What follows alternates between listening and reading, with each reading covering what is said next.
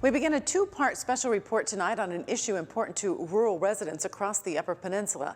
As Local 3's Esther Kwan tells us tonight, the concern about the disposal of septic waste in one Delta County community is being addressed on the local and state level. What goes in must come out, and what comes out has to go somewhere. But some Delta County residents don't like where septic tank waste is going. I'm questioning how they got permits to do this right next to a school, of all the locations where you could put this. And on the other side of the location where they're doing this, there's also a lot of residents over there that are concerned with this. But local and state officials say there is no need for concern. The firm that manages the site is meeting all the state requirements. It's 2,230 feet from the well of the school. The regulations state for the injection method of disposing of the septic waste, they need to be 150 feet and 800 feet if they're surface applying the septic waste.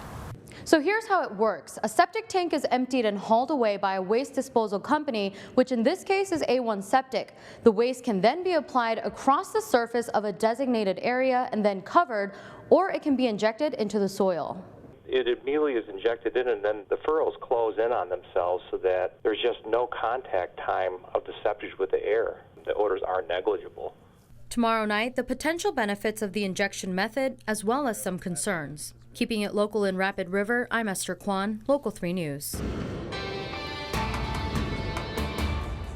In the final edition of our special report on how septic tank waste is disposed of, Local 3's Esther Kwan explains that the process being used in Delta County is one that can be really considered to be recycling, despite some concerns by residents.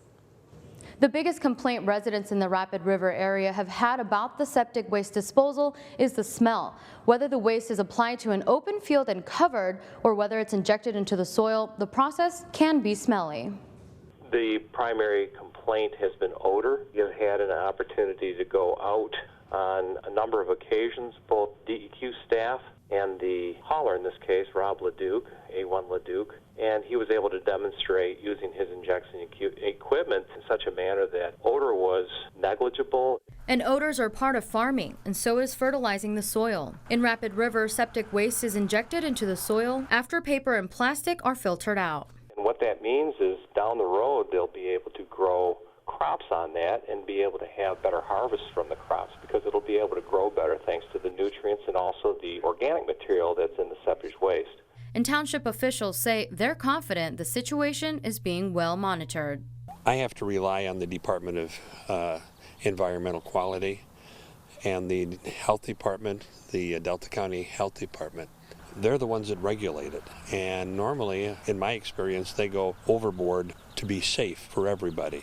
And so that's the assumption I'm going under. If they say it's safe, then it ought to be safe.